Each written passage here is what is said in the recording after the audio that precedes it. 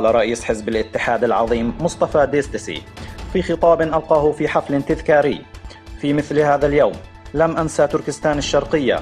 إن تركستان الشرقية والإيغور جزء منا، ونحن الآن نعاني من قمع الحكومة الشيوعية الصينية، ولا يمكننا التنفس بحرية لأن تركستان الشرقية هي مسقط رأسنا.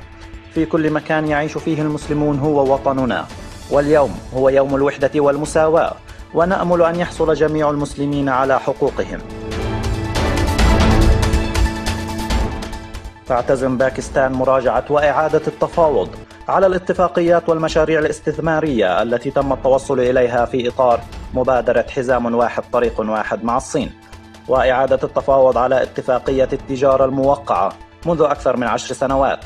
ويدعي الجانب الباكستاني الآن أن الاتفاقية تفيد الشركات الصينية بشكل غير عادل.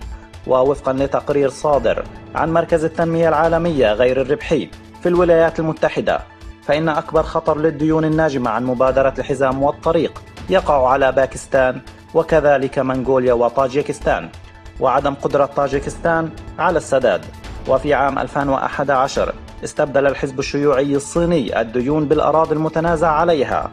وفي عام 2015 هزم الرئيس السريلانكي السابق راجاباكسا، ولم تتمكن الحكومة الجديدة من سداد ديونها، وسلمت للصين أشهر ميناء في البلاد و15,000 فدان من الأراضي حول الميناء بعد ضغوط من الصين في عقد إيجار لمدة 99 عاما.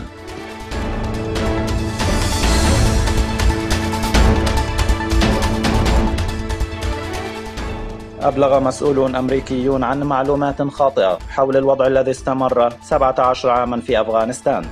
ووفقا لصحيفة نيويورك تايمز، منذ 2001 ضلل المسؤولون الأمريكيون الجمهور بنشر تقارير زائفة وكاذبة حول تقدم الأوضاع في أفغانستان. وقالت الولايات المتحدة إن الحكومة الأفغانية تسيطر على 56% من البلاد، وهو ما يتعارض مع حقيقة أن الحكومة تسيطر فقط على 29%.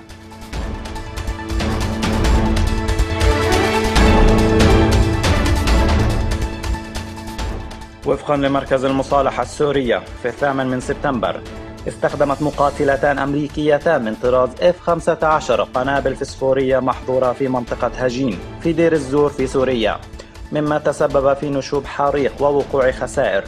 وحسب المعلومات رد البنتاغون بأننا لم نفهم البيان الروسي، وليس من الواضح إذا قتل أحد أو وقعت إصابات بعد الهجوم.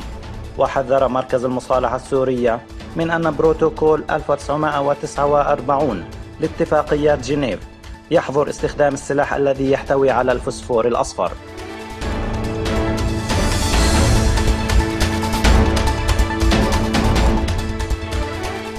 وقع زلزال في الصباح الباكر بالتوقيت المحلي في جزيرة هوكايدو في اليابان، وبلغت قوته 6.7 درجات، وأدى الزلزال لحصول انهيارات في المباني وانهيارات أرضية، بالإضافة إلى حدوث انقطاع المياه والكهرباء.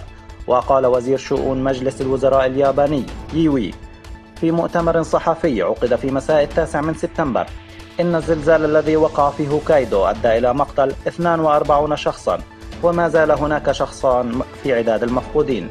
ويصر فريق الإنقاذ المكون من الشرطة ورجال الإطفاء والدفاع المدني على البحث عن المفقودين، ولا يزال هناك 2600 شخص يعيشون في الملاجئ في هوكايدو.